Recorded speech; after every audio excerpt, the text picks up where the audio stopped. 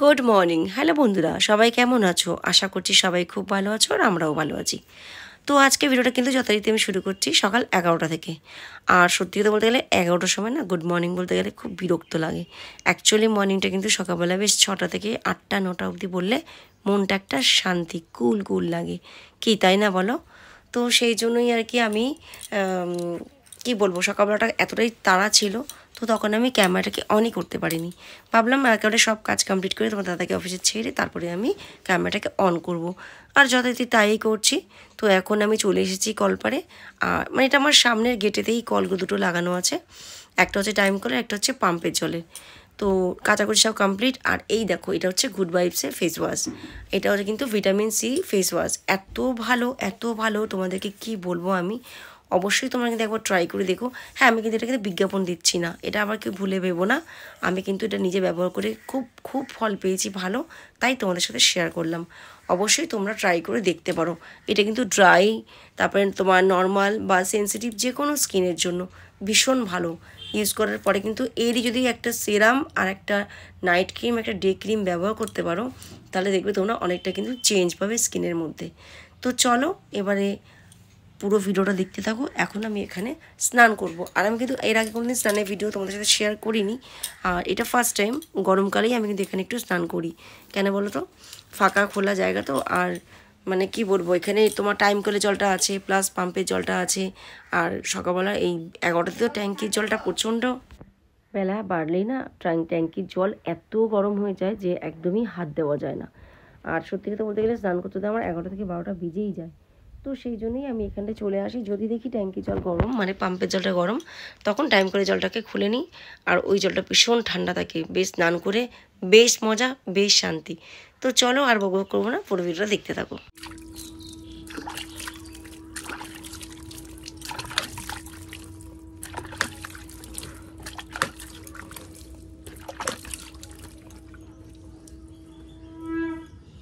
জল কিন্তু খুব একটা ঠান্ডা নেই, মানে ভালোই গরম, মেঘলা ওয়েদার, তোমরা দেখতেই পাচ্ছ। কিন্তু তো বুঝতে পারছো তোমরা, অনেকটা দাম তোমাদের পরে দেখাচ্ছি। আর স্নানটা সেরে নিই।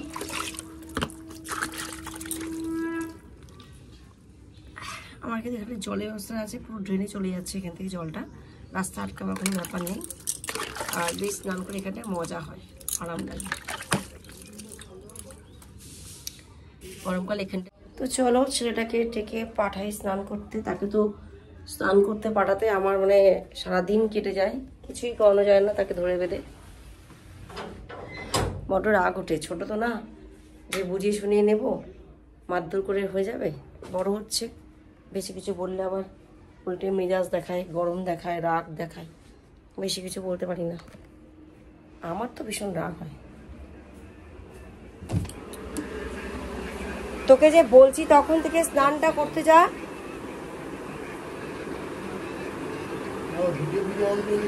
আমার দিকে আছে ঘোরানো, তোর দিকে নেই।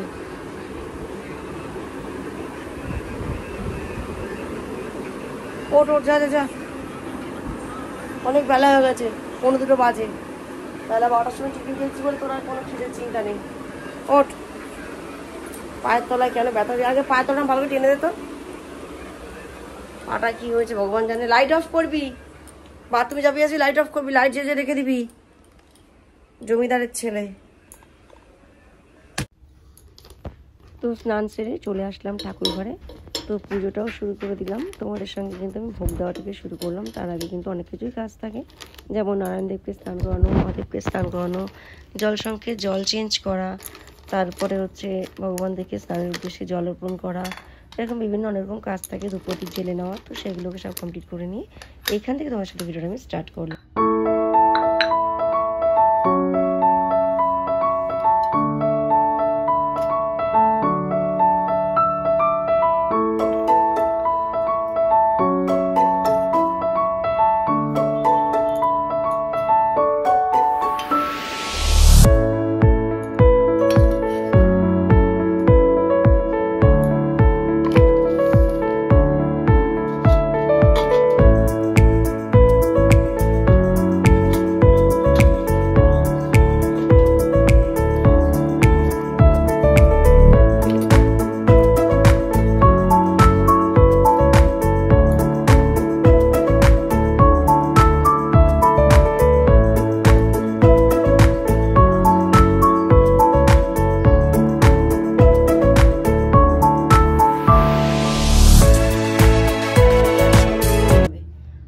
এইটা এখন আমি প্রভুর চরণে দিয়ে দেবো। একটা মন্ত্র আছে যেটা হচ্ছে ভগবান শ্রীকৃষ্ণের খুব প্রিয় মন্ত্র, ওম কৃষ্ণায় বাসুদেবায় হরে পরমাত্মনে প্রণত ক্লেশনাশায় গোবিন্দায় নমো নমঃ। এটিকে 3 বার কিন্তু বলতে হবে বন্ধুরা। ওম কৃষ্ণায় বাসুদেবায় হরে পরমাত্মনে প্রণত ক্লেশনাশায় গোবিন্দায় নমো নমঃ। ওম কৃষ্ণায় বাসুদেবায় হরে পরমাত্মনে প্রণত ক্লেশনাশায় গোবিন্দায় নমো নমঃ। জয় প্রভুর জয়।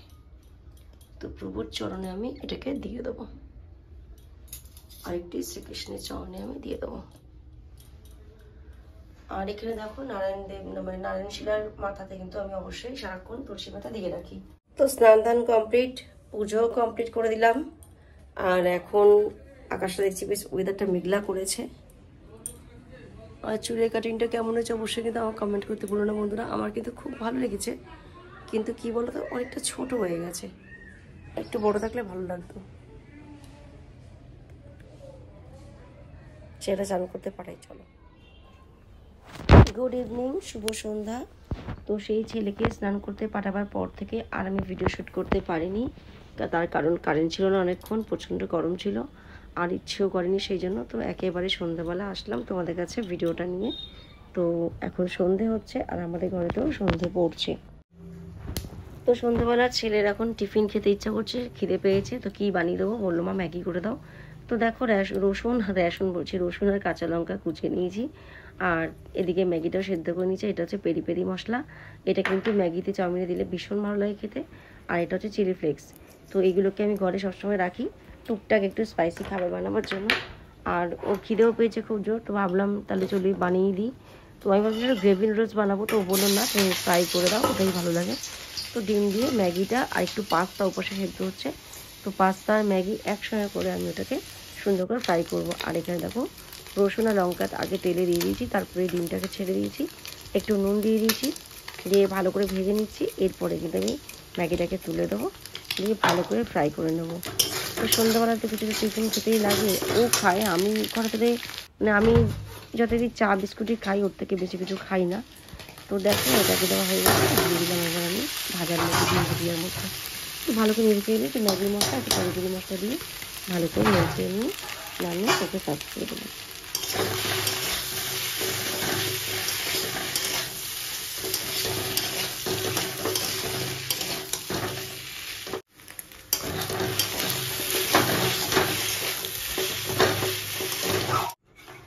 তো আমার কমপ্লিট ম্যাগি ফ্রাই।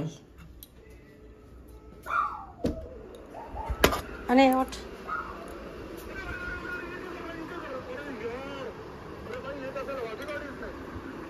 খুশি, ওই দেখ খুশি, পাস্তা সঙ্গে দিয়েছি, পাস্তা আর ম্যাগি একটু বেশি পরিমাণে হয়েছে, খেলে পেটটা ভরে যাবে। তো এখন ডিনারের জন্য ভাজবো আলু। আর দেখো তেলের মধ্যে একটু হলুদ দিয়ে দিয়েছি, তার একটাই কারণ, সাদা তেলে আলু ছাড়লে না আলুগুলো ধরে যায়, এই জড়িয়ে যায় ধারে ধারে গায়ে গায়ে। তো সেটা কিন্তু হবে না যদি তোমরা এই প্রসেসে রান্নাটা করো। তেলটা বেশ একটু গরম হবে, তারপরে কিন্তু হলুদটা দেবে। আমি একটু আগেই দিয়ে দিয়েছি, আর এই দুটো লঙ্কা দিয়ে দিলাম, ঠিক আছে। এবারে আমি আলুটা ছেড়ে দেবো। এই হচ্ছে আমার আলু কাটা।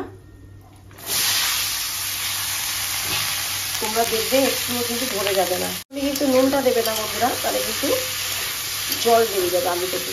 তো আমি এখন এইভাবে একটু ঢাকা দিয়ে ভেজে নেবো, তারপরে আমি নুনটা দেবো। আলুর যে জলটা আছে সেটা কিন্তু বার হয়ে যাবে। আর এখন যদি আমি নুন দিয়ে দিই তাহলে কিন্তু আলুটা পুরো মানে কী বলবো, এতটাই জল বার হয়ে যাবে যে আলুটা ঘেটে যাবে, খুব বেশি সেদ্ধ হয়ে যাবে। তো সেটা আমি করবো না, একটু মুচমুচে ভাজাটা করবো, সেই জন্য কিন্তু তেলে নুনটা দিলাম যাতে না জড়িয়ে যায়। এই প্রসেসে তোমরা করবে, অবশ্যই তোমাদের আলু ভাজা খেতে খুব ভালো হবে।